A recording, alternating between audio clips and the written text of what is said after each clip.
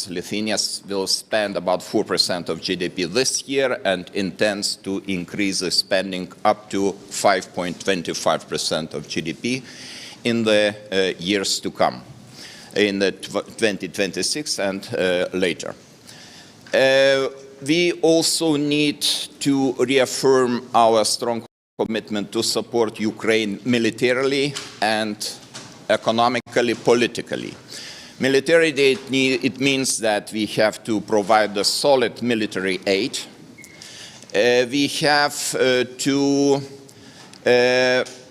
supply all the necessary military equipment which is in the reality needed on the battlefield, and we have to provide investments into defense industry. Ukraine is ready now to produce every kind of modern, cutting-edge military equipment, but they cannot use the existing potential by 100% because of some bottlenecks, and those bottlenecks are related to the necessity of financial resources. So we are ready, as my country, we are ready to provide these financial resources, and we expect that other countries will follow the suit. And Euro-Atlantic aspirations. I think those issues are on the table because, in my view, this is the best investment of Europe into our security and our future. Having Ukraine close to us, on the board, this is the best guarantee that we will be safer, we will be more advanced, and we will have better perspectives. So, thank you. How NATO's commitment to defense financing should look like at this summit with me?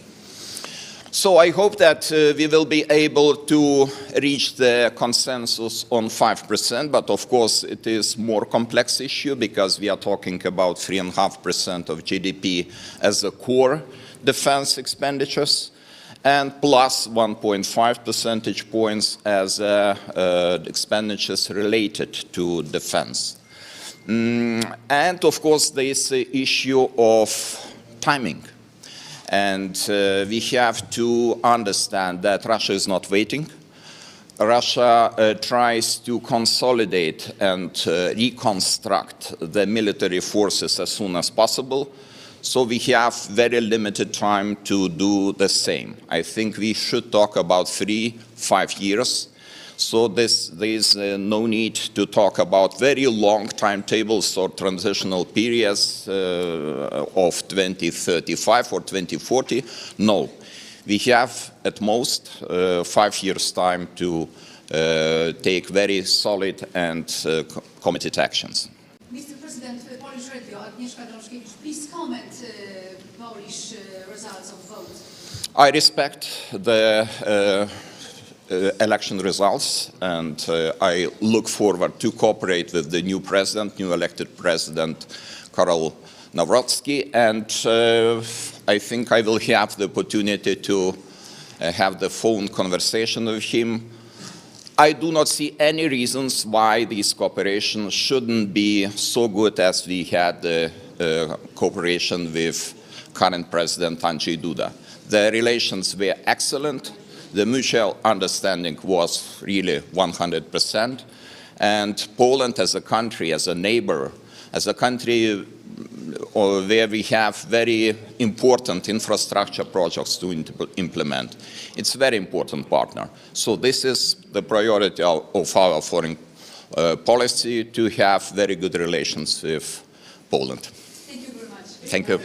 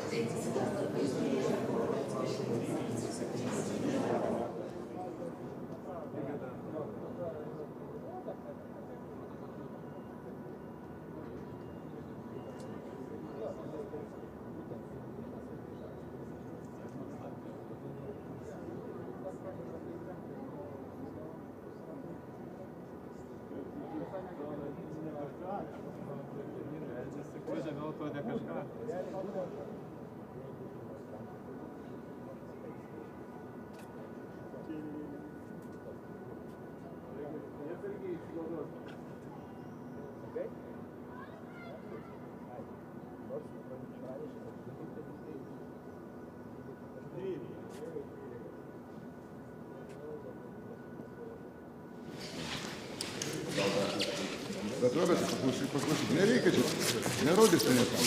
Тільки що туркою розповідає. Це сьогодні хотіла. Вони клас на мило, мані.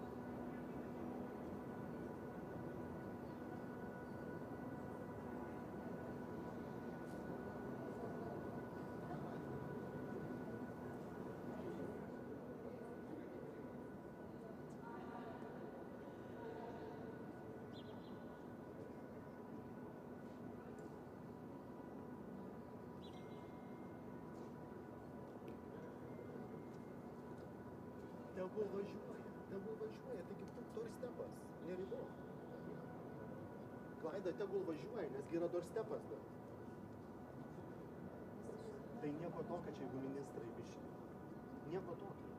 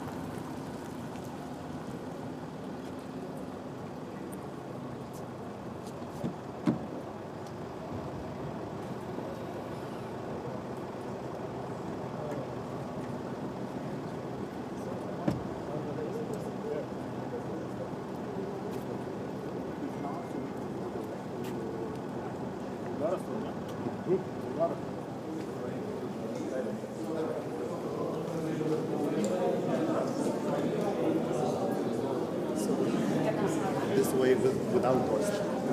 І вони ще.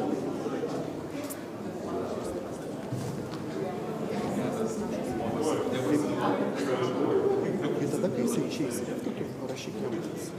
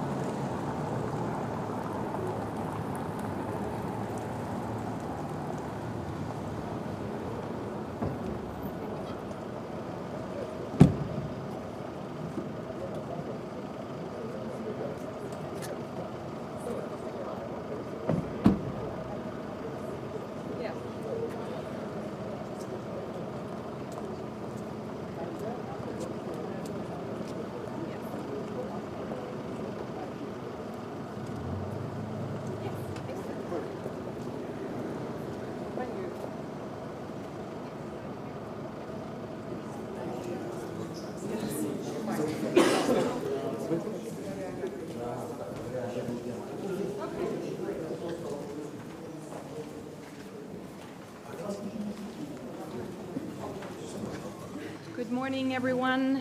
I'm glad to be here for this very important meeting in preparation of the summit in The Hague. I'm also very glad that President Zeleński will be joining us, and we really need to step up our support for Ukraine now. And we need to continue to weaken Russia. And I hear a lot of beautiful words from colleagues around saying that Ukrainians fight not only for their freedom, but also for ours. And it's time to also live up to those beautiful words. And we need to continue to strengthen NATO, and not least the European part of NATO, and therefore Sweden supports the proposal by the Secretary General Rutте for increased target for military spending, and Sweden will definitely do our part. Thank you very much. Thank you.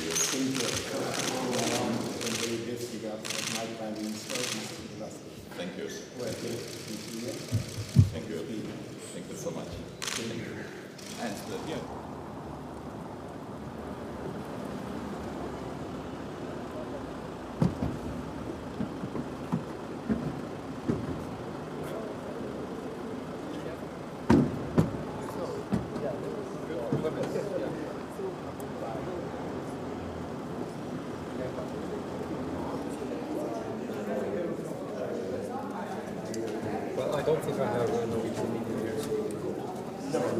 So then we're going this way. Yeah. So who's the prime minister this way?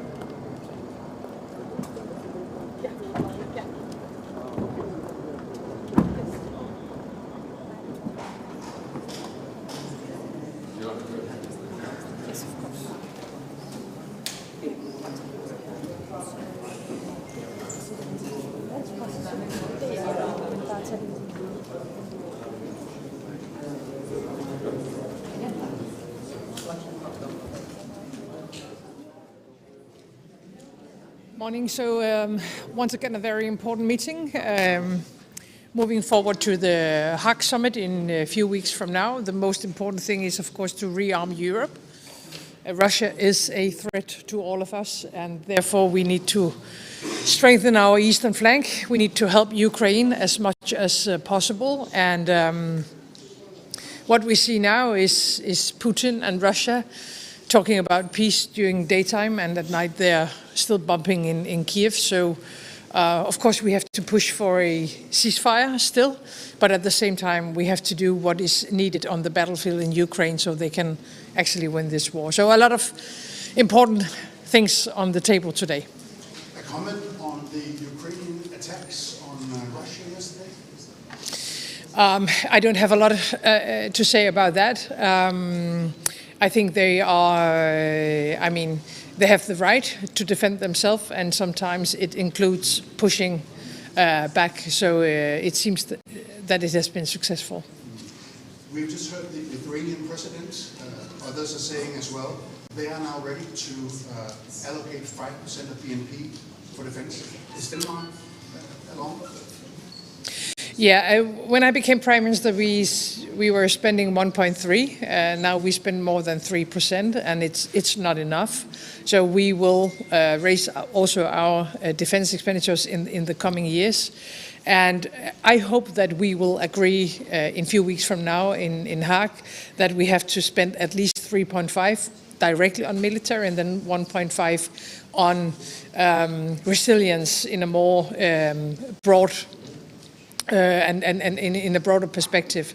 But the discussion we have now is, will it be reached before 2032? And asking me, that will be too late. Thank you.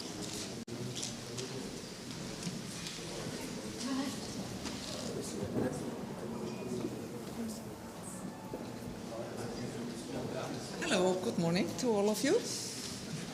I'm coming here from Iceland. Þorgerður Katrín Gunnarsdóttir is my name, Minister for Foreign Affairs from Iceland, and I'm really honored to be here in Vilnius, this beautiful city, representing Iceland and joining the other Nordic allies here to this important meeting held here in Vilnius. Any questions? Or at least from my point of view, it's really important that we show unity and steadfast, unwavering support to Ukraine. Bear in mind that Ukraine is the first line of defense of our collective security here in Europe. So it's very important that we show this unity and give this important signal out into the world. Any questions? Fine. Good luck to all of you.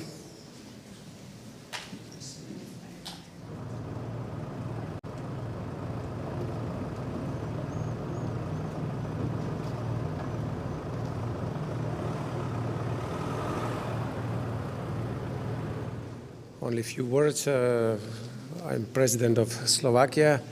I have to say this meeting is very important because an important summit is ahead of us in Hague in a few days. And I have to say that I think also that in this critical moment, when we see the new geopolitics in the world, it is crucial that Europe will take more of its of a share of its own security within NATO, of course. So I fully support that we have to spend more, and we have to strengthen the European pillar within the NATO allies, and that's why Slovakia will support also the announced higher expenditures. That means 3.5 plus 1.5, and we have to speak about the speed and some flexibility, but in total Slovakia stands together with our allies. Thank you very much.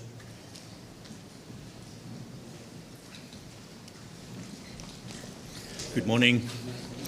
It's good to be here today in this critical time. I think that today we have to send a clear message from here. As frontline countries, we understand the importance of deterrence and defense. And we understand that we have to strengthen our defense by the new pledge. And also, we need to send a clear message that we stand by Ukraine. We continue our strong support to Ukraine. And also strengthening the comprehensive security and reconstruction of Ukraine. I visited last week in Kyiv, and we announced with my colleague, Prime Minister Smihal, a coalition, shelter coalition, and I would like to invite all the friends of Ukraine to take part to this coalition. I'm looking forward to very good discussions today here. Thank you.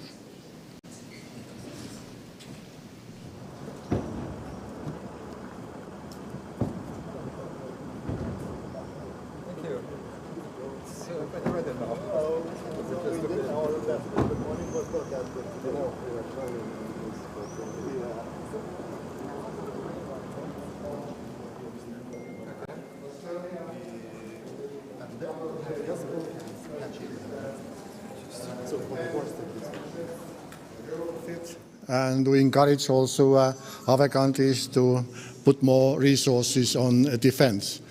Because Estonia is next year going to allocate more than 5% already to our defense.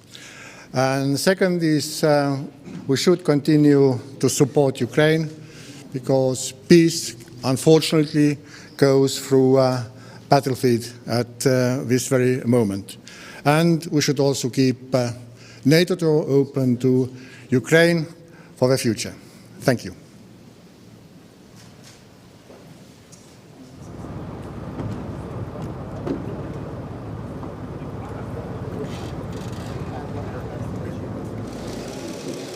For this very important summit before we meet at NATO summit in The Hague, and I think that we have actually three issues that are very important to discuss. We need to talk how we can achieve 5% defense spending as soon as possible, how we can convince other NATO allies.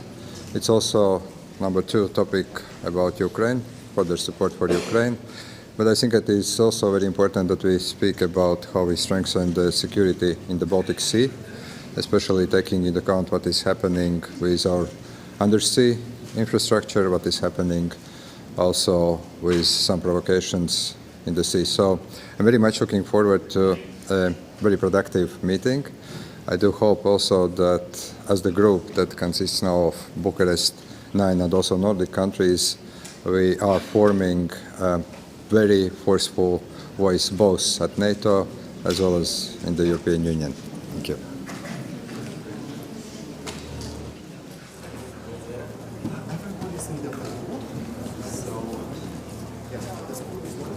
Ladies and gentlemen, I would like just to express my gratitude for the meeting that we will have here in Vilnius, bringing together in Bucharest 9 countries with all Nordic countries and Secretary General of NATO and President of Ukraine. I believe that this format is really appropriate to the situation in which we find ourselves. Our biggest concern will be how to fine-tune our messaging for the summit on deterrence and defense spending, position on Russia, and continuation of our support to Ukraine.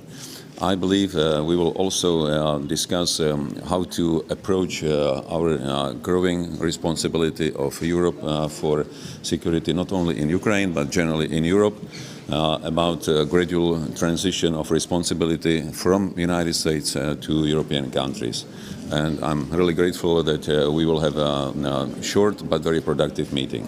Thank you. Can you comment about presidential elections in Poland? Comment on?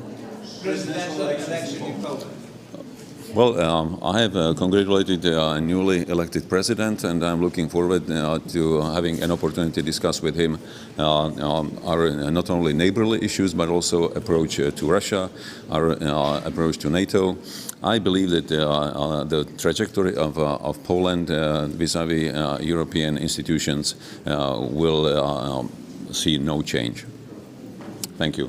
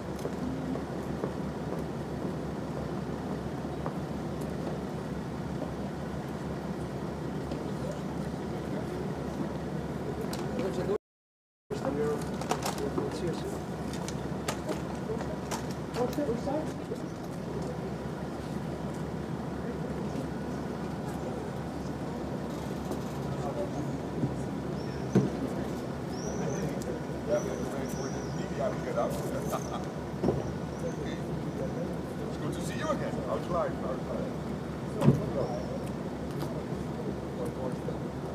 Very short, yes. I'm not keeping anyone waiting.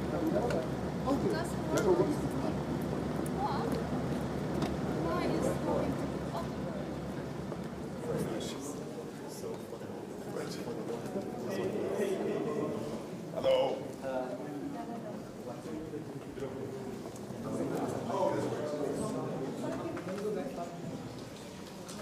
So, good morning. It's good to be in Vilnius and to have this opportunity. As you all know, the NATO summit is coming up in about little over 3 weeks, very much focusing on defense spending and defense production. We know that the Russians are really reconstituting themselves at a rapid pace. We know there is a Chinese build-up. We know that China, Russia, North Korea, Iran working together. And Russia being a long-term threat to NATO, it is really crucial that in The Hague, when it comes to spending, when it comes to industrial production, we take the necessary decisions. And of course, we will discuss Ukraine in The Hague, and also today making sure that Ukraine has what it needs to stay in the fight, to be able to bring this terrible Russian war of aggression against Ukraine to an end, which has to be lasting, which has to be durable. So all of this will be on the agenda today, and very much look forward, under the leadership of the Lithuanian president, to have this meeting today. So thank you very much. How NATO's defense financing should look like at the summit in The Hague, and how should it be allocated proportionately? Well, obviously, this is something we are discussing now amongst allies, so I'm not mentioning numbers now, but I can assure you this all 2% we agreed in 2014 is not nearly enough to reach all the capability targets we need to reach, to fill all the gaps we have in our defense system. We can defend ourselves now against Russia, but we can't in 3 to 5 to 7 years. We have seen yesterday the comments by the Chief of Defense of Germany, and clearly we have to stand ready. So it will be considerably more than the 2%.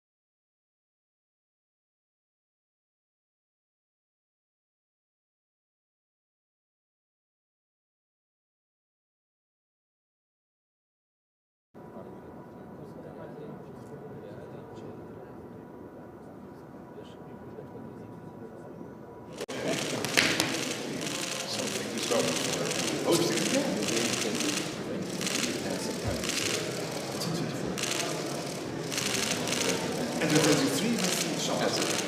As Prime Minister, and then in 24, as Prime Minister, no, as Prime Minister, it's still in April. I had a visit to the Dutch culture delegation to Is it that? Absolutely.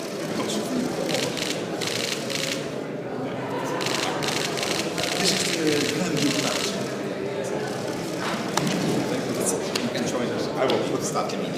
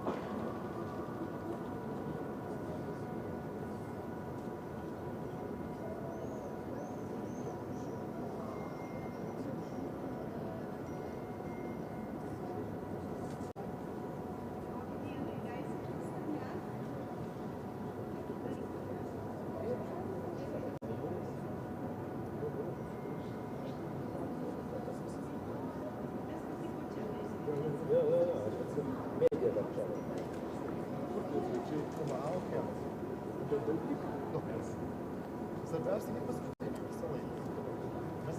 Веселся мішмо. Куди йде до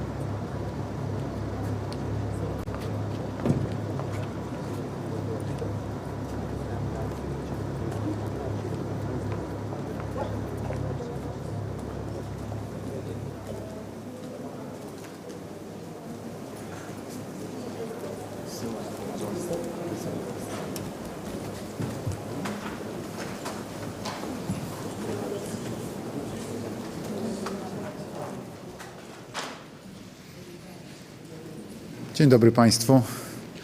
Szanowni Państwo, bardzo się cieszę z tego, że dzisiaj w Wilnie mamy spotkanie bukaresztańskiej dziewiątki, czyli państw NATO Europy Środkowej, ale można powiedzieć, że wzmocnione o nowe państwa członkowskie Sojuszu Północnoatlantyckiego i cieszę się, że będziemy dyskutowali o najważniejszych kwestiach związanych z bezpieczeństwem. To jest ważne, zwłaszcza przed zbliżającym się szczytem NATO w Hadze. Mamy taki zwyczaj, już śmiało mogę powiedzieć, od prawie 10 lat, że właśnie spotykamy się w tej formule i rozmawiamy przed szczytami Sojuszu Północnoatlantyckiego. Wierzę w to, że w Hadze podejmiemy bardzo ważną decyzję podwyższającą w krajach NATO wydatki na obronność Ja proponowałem, żeby to było co najmniej 3% PKB krajów członkowskich, ale wiem, że propozycja jest znacznie bardziej ambitna, zgłaszana przez sekretarza generalnego NATO, przez Marka Rütte. 3,5%, aby to było po prostu na obronność i aby na rozwój przemysłowy i rozwój badań zmierzających w kierunku umacniania bezpieczeństwa i obronności było wydawane dodatkowe 1,5%, czyli w sumie prawie 5%. Jeżeli taka decyzja byłaby podjęta, byłbym z tego bardzo zadowolony. Polska w tej chwili wydaje, jak Państwo wiecie, 4,7% swojego PKB w tym roku na bezpieczeństwo i obronność po to, żeby wzmocnić właśnie potencjał odstraszania i po to, żebyśmy nie zostali zaatakowani jako państwo członkowskie Sojuszu Północnoatlantyckiego przez nikogo, ale także po to, abyśmy w razie czego mogli nieść wsparcie tym, którzy zostaliby zaatakowani. Ja mam nadzieję, że całe NATO będzie prowadziło w tym zakresie skuteczną politykę i w efekcie umocnimy w ten sposób nasze bezpieczeństwo. O tym na pewno będziemy dzisiaj rozmawiali. Będziemy też rozmawiali o wsparciu dla Ukrainy. Będziemy rozmawiali o wszystkich ważnych dla nas sprawach. Także wyrażam satysfakcję i też dziękuję naszemu gospodarzowi, prezydentowi Litwy, Gitanasowi Nausedzie za zwołanie tego spotkania i za gościnne przyjęcie nas tutaj w Wilnie. Panie prezydencie, prosimy wynik wyborczy.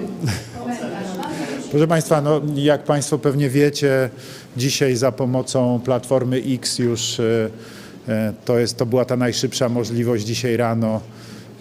Złożyłem przede wszystkim podziękowania dla moich rodaków, którzy wzięli udział w wyborach. Ja apelowałem o to, prosiłem, nawet jeszcze wczoraj też prosiłem, kiedy sam oddałem głos, żeby się jeszcze zmobilizować, jeszcze iść do tych wyborów, żeby zapewnić jak największą frekwencję. Tak, frekwencja rzeczywiście bardzo wysoka, za co ogromnie dziękuję. Dziękuję wszystkim za oddanie głosu na swojego kandydata. To było bardzo ważne. Na każdego z kandydatów zostało oddanych ponad 10 milionów głosów. Bardzo za to dziękuję. 370 000 przewagi, jakie uzyskał według oficjalnych danych dr Karol Nawrocki, jak ogłosiła Państwowa Komisja Wyborcza, no dało mu to zwycięstwo. To jest bardzo istotna przewaga, to jest duże polskie miasto. Przewagi, można powiedzieć, w tych wyborach, więc to zwycięstwo jest bezdyskusyjnie jednoznaczne. Gratulowałem też i za pomocą Platformy X Karolowi Nawrockiemu.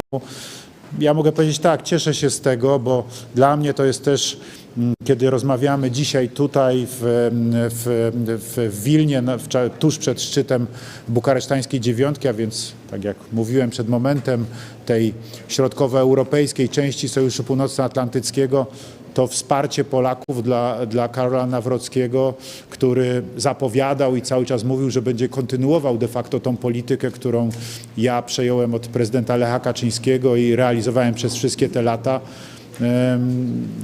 Że to jest ta polityka, która Polakom odpowiada, że budowanie ścisłych relacji Polski ze Stanami Zjednoczonymi, na tym opieranie naszego bezpieczeństwa, a także na umacnianiu naszego bezpieczeństwa poprzez właśnie wzmacnianie polskiej armii, poprzez wydatki na obronność, poprzez w ten sposób budowanie siły naszego państwa we wszystkich jego regionach, poprzez równy rozwój Polski, że to jest ten kierunek, który Polacy wybrali we wczorajszym głosowaniu. Dziękuję za to ogromnie i bardzo się z tego cieszę. Wierzę w to, że ta dobra polityka będzie kontynuowana, właśnie budowania sojuszy, właśnie też relacji tutaj w naszej części Europy poprzez udział w inicjatywie Trójmorza polskiego nowego prezydenta, poprzez udział w posiedzeniach bukaresztańskiej dziewiątki nowego polskiego prezydenta, poprzez umacnianie tych relacji międzynarodowych i kontynuowanie tych wszystkich więzi, które udało się przez te ostatnie 10 lat stworzyć, także dzięki mojemu działaniu. Mam nadzieję, że tak będzie i widzę, że za tym właśnie opowiedzieli się Polacy, co mnie osobiście bardzo cieszy. Jest dla mnie z jednej strony powodem do satysfakcji, ale z drugiej strony też, jakby mogę powiedzieć tak, wlewa w moje serce spokój, bo jestem przekonany, że to był dobry kierunek polityki przez ostatnie lata, że to właśnie umacniało bezpieczeństwo Polski, umacniało naszą pozycję w strukturach europejskich i światowych, jeśli chodzi o bezpieczeństwo, ale nie tylko, także jeżeli chodzi o rozwój infrastruktury. I jeżeli taka polityka będzie kontynuowana, to mogę powiedzieć tak, to będę patrzył na to ze spokojem.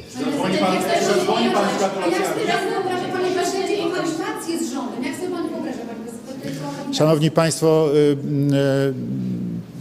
mam nadzieję, że będę miał sposobność jutro wieczorem spotkać się z prezydentem elektem, z Karolem Nawrockim, zaraz po moim powrocie z Wilna, niezwłocznie po posiedzeniu B9, po spotkaniach z prezydentem Gitanasem Nausedą, które będą miały miejsce jutro już w formule bilateralnej Polska-Litwa. Wracam do Warszawy jutro wieczorem i mam nadzieję, że od razu, zaraz później będę miał sposobność spotkania się z Karolem Nawrockim. Także nie tylko gratulacje te za pośrednictwem internetu czy telefonu, ale także i te bezpośrednie, mam nadzieję, także będę mógł jutro złożyć. A współpraca z rządem?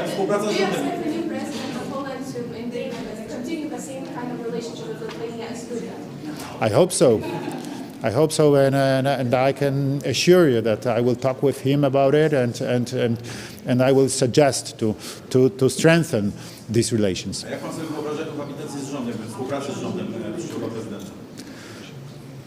No to już oczywiście będą decyzje przyszłego prezydenta, ale to także będą decyzje rządu, czy rząd będzie chciał dobrze współpracować z prezydentem. Mam nadzieję, że dla premiera Tuska i rządu to także jest jednoznaczny sygnał ze strony Polaków, że oczekują takiej polityki jednak mimo wszystko w swojej większości, jaką proponuje prezydent elekt, jaką zaproponował i głosił w czasie kampanii wyborczej Karol Nawrocki.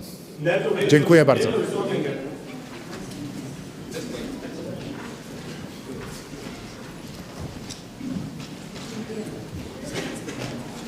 Morning, everybody. Thanks so much. First of all, I'm very thankful to friend of Ukraine, my friend Gitanas Nauseda, for invitation, and I think it will be very necessary to meet with other partners to discuss very important issues for Ukraine, for Europe, security guarantees for Ukraine. and we will discuss also coalition willings.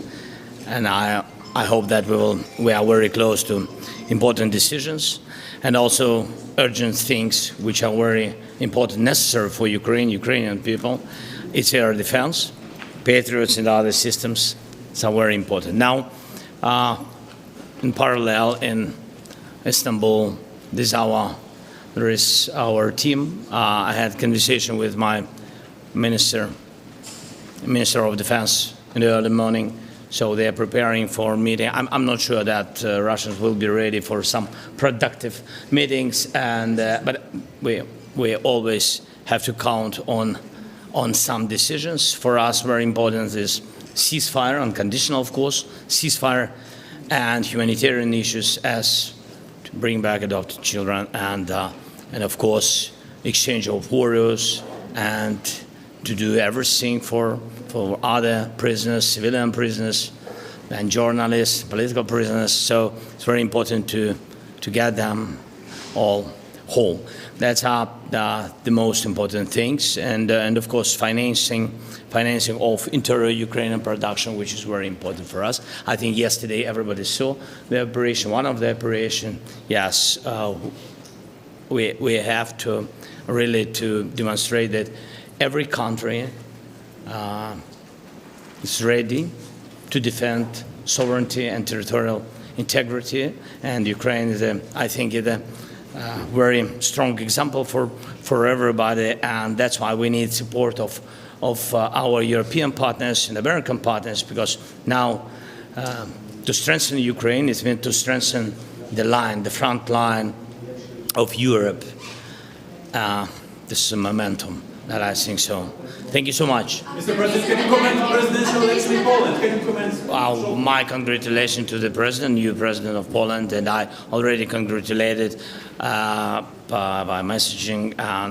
But I think that I hope that in the closest time we will have opportunity to speak. And Poland is our big friend and strong neighbor, and we respect the voting and of course voting of Polish people, and my congratulations to the new president and to all the Polish people. Thank you so much. After recent attack on Russian aviation, what do you do? You will see everything.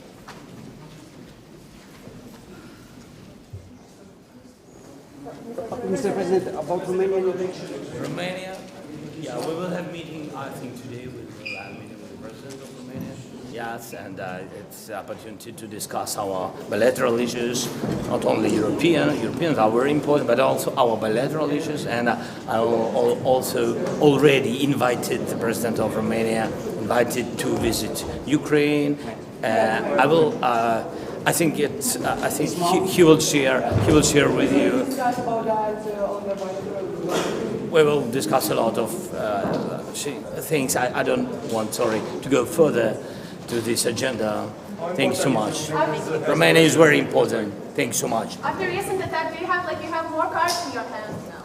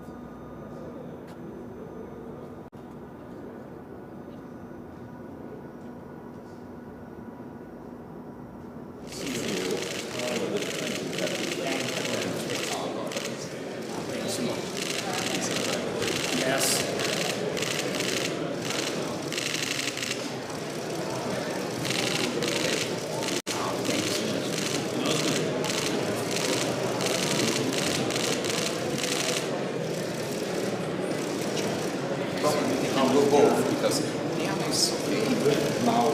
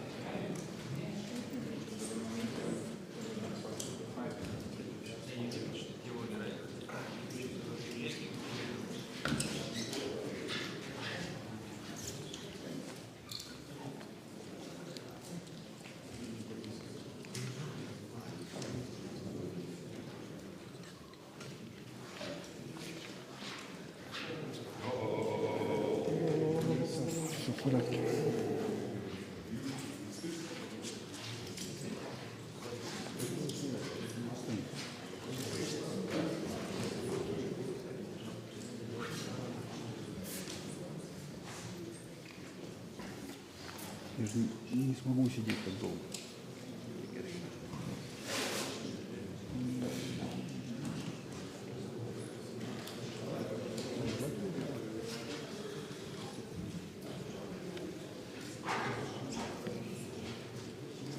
Prisiaurinti, niekas čia negalėsit atsistoti.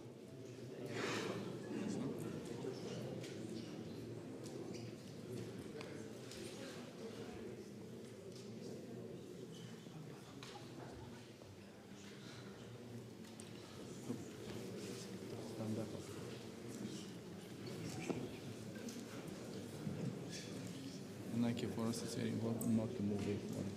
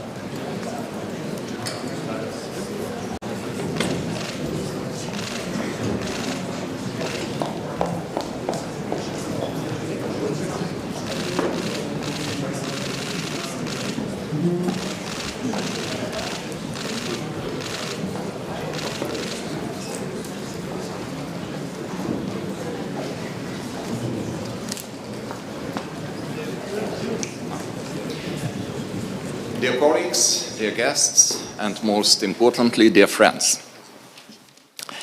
It is a great pleasure to welcome you all to the Vilnius summit of the Bucharest 9 and Nordic countries.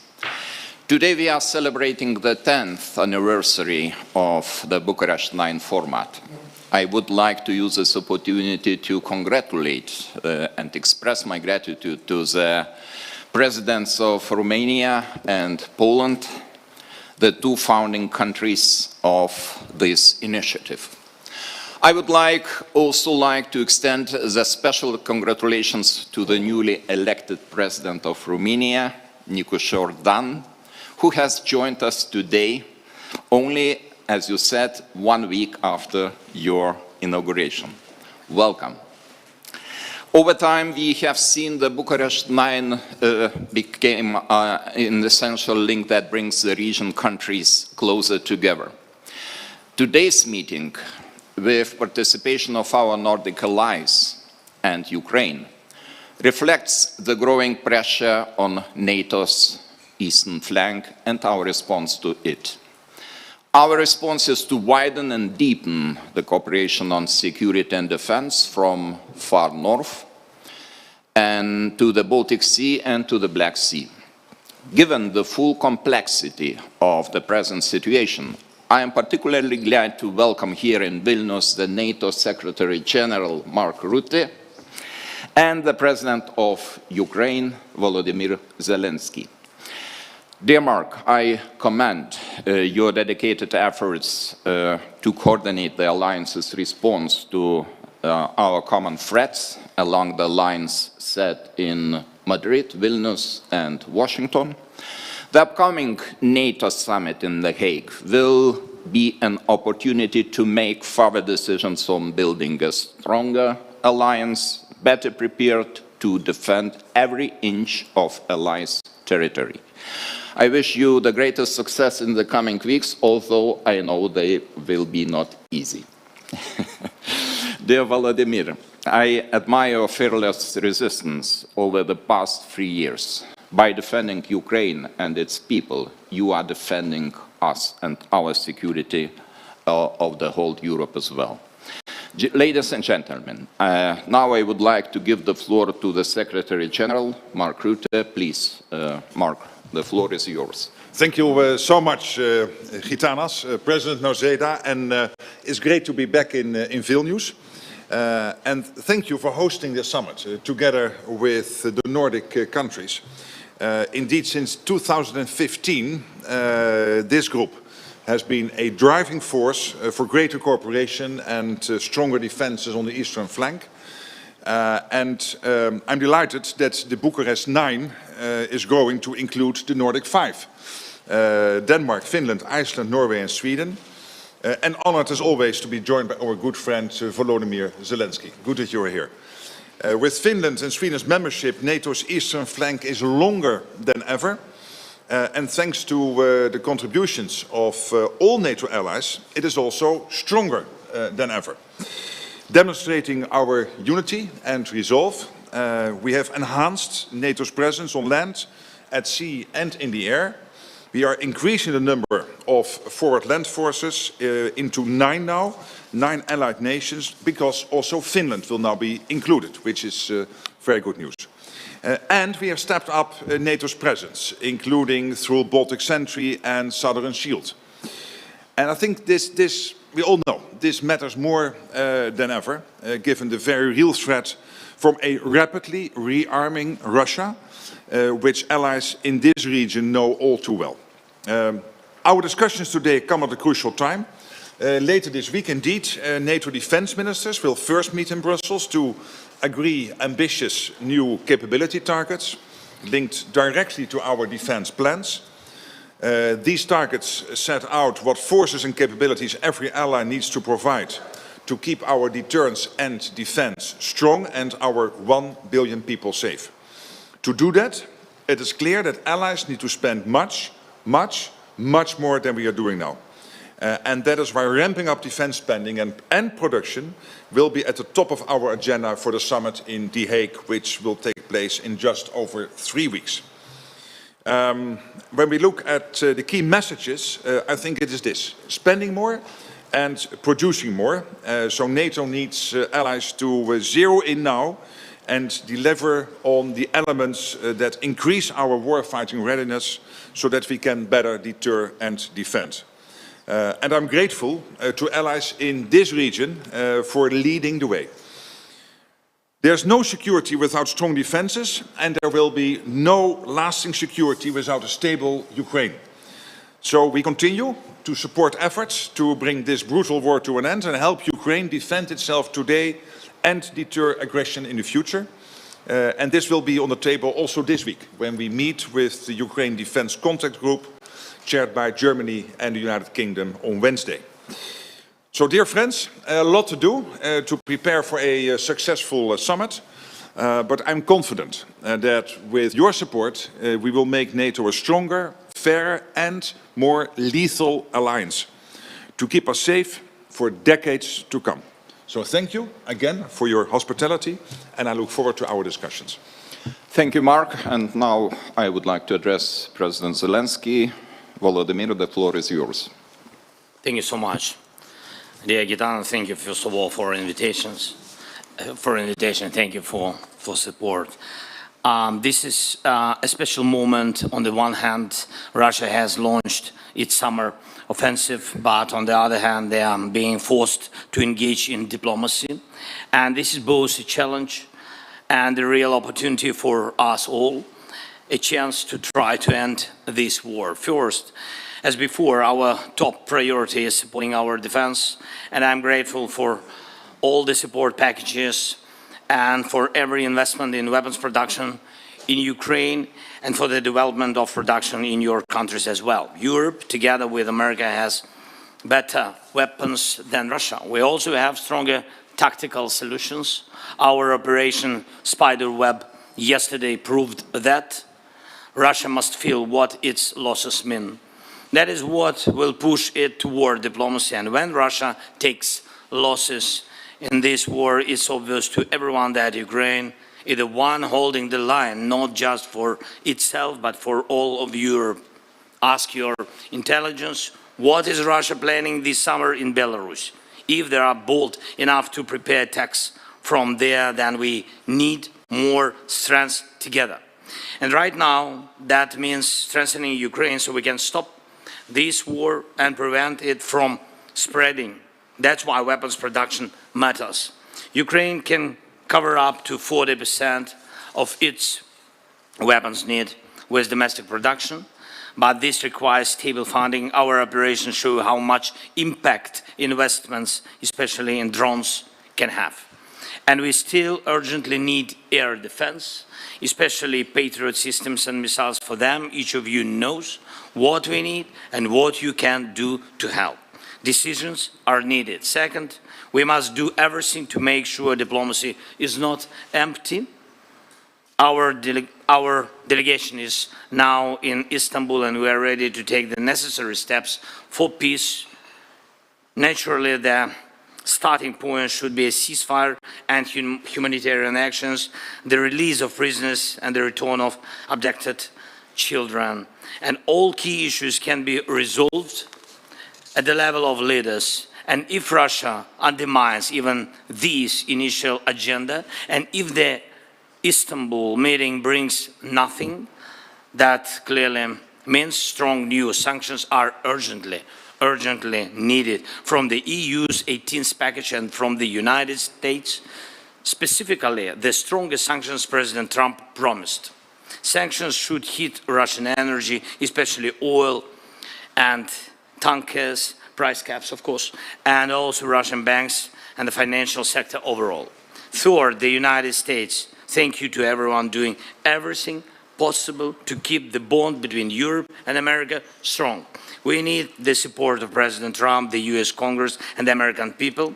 Whatever happens in global competition, it is our shared duty, Europe's, America's, and everyone who values freedom, to defend it together. We need as many points of connection as possible, including at the NATO summit this June. And one of the key principles of European security is that Russia must not have veto power over NATO decisions or influence over the alliance or its members. That principle must remain in place. Euro-Atlantic security is a business of Euro-Atlantic nations. Putin chose to stand against Europe, so he has no place in deciding its future. And that must not change. It's important to confirm at the NATO summit in June that the allies stays strong and that Europe will not give up its own security. And of course, I would also like to discuss the details of our work within the coalition of the willing and the security guarantees as well. We need to make this coalition strong, but we'll talk about that, I think, behind closed doors. Thank you so much again. Slava Ukraini. Героям слава. Thank you, dear Volodymyr, and I think we will have you in the second part of our conference. So now this is the time for us to move to the main summit agenda in the closed session. So I would kindly ask the media representatives to leave the room and come back for the press conference on the results of the summit later on. Thank you.